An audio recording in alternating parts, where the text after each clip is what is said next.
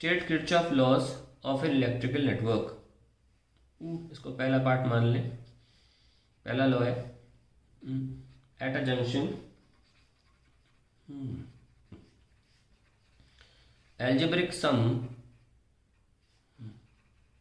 of currents is zero। दूसरा, in a closed loop the sum of EMFs is equal to the sum of the product of current and resistances. चलिए ये part हो गया। मैं सारे अदा क्यों कर रहा हूँ, सब तो कर चुका हूँ ताकि 5 मार्कर लिखना आना चाहिए आपको, ठीक है ना। खैर, using Kirchhoff's laws calculate potential difference across 8 ohm resistor. कहाँ गया ये 8 ओम। आइए इस डायग्राम को दोबारा बना लेते हैं। सोल्यूशन फॉर 2, बाजू में कर लो 8, 5 फॉर, अब ये मैंने वोल्टेज लिखा ही नहीं, अरे यार, 1, दिस इज, और आगे ठीक है, ये 4 वोल्ट है और ये, इसको मैं चेक कर लेता हूँ। तो स्टूडेंट चेक करने का पता चला है कि ये 6 है, 8 नहीं है, और ये 8 है, ठीक है। और ये 4 ओम है और ये 6 वोल्ट है और ये 1 ओम ही है। चलिए सारी चीज़ें लिखने के बाद आइए आगे बढ़ते हैं। हमको 8 ओम में क्या निकालना है, पोटेंशियल डिफरेंस। तो मान लीजिए इस सेल से करंट निकल रहा है I1, इस सेल से करंट निकल रहा है I2, और यहाँ चला जाएगा I1 प्लस I2। आइए इसमें हम लूप लगाते हैं। पहले नाम लिख लेते हैं, नाम तो पहले भी दिए हैं, ABCD, और नीचे लिख देते हैं E और F। So in loop ADCBA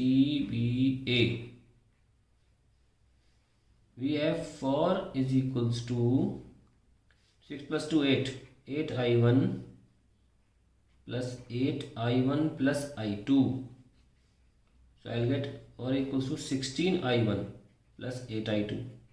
4 से काट दो, 4 equals to 4I1 plus 2I2।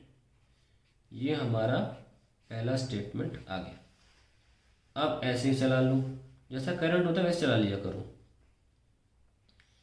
दूसरी equation, in loop DCFED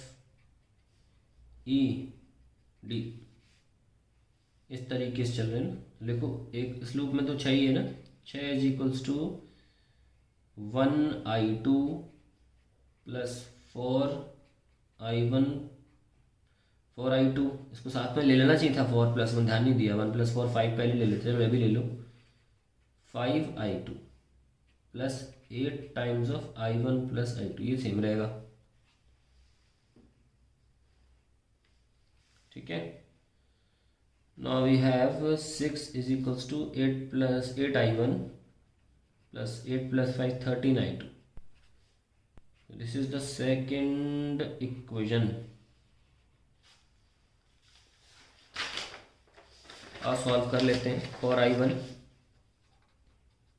plus 2I2 equals to 1, और ये 8I1 plus 13I2 equals to 6, into 2 कर लो, तो 8I1 plus 4I2 equals to 2, और 8I1 plus 13I2 equals to 6, minus minus minus cancel, we have minus का 9I2 equals to -4 cancel, I2 becomes 4/9।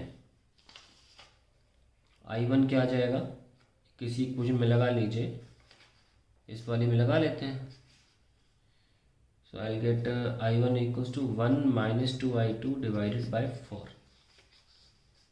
So I1 आ जाएगा 1 minus 2 into 4/9 upon 4, that will be 9 minus 8 upon 36। 1/36। So I1 plus I2 कितना हुआ, क्योंकि actually 8 में निकालना है तो आप निकालिए कितना आ रहा है, 4/9 प्लस 1/36 इज 21 ना, 36 16 17/36।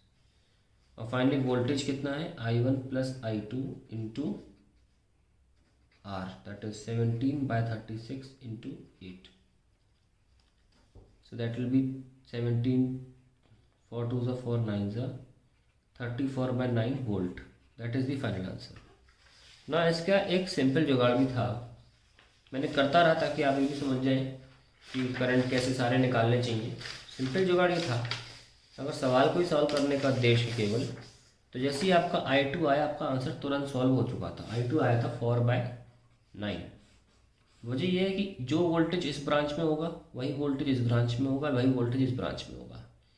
तो आप किसी भी ब्रांच में आप निकाल लो आप उसमें वोल्टेज, तो 8 वाले के लिए भी काम आ जाएगा। अब I2 इसमें था, है ना, नीचे वाली ब्रांच में आप देख सकते हैं सामने यहाँ पे, तो इसमें वोल्टेज क्या होगा, E minus I into R, यही होता है, ठीक है। अब E कितना है 6 माइनस करंट कितना आया I2 4/9 और R कितना है 1 + 4 5, 54 माइनस 20 डिवाइड बाई 9 कितना आया 34/9 वोल्ट। ये देखो वही आंसर आ गया बिना दूसरा करंट निकाले। तो ये प्रेजेंस ऑफ माइंड आपके दिमाग में चलना चाहिए एग्जाम में, आई होप चले।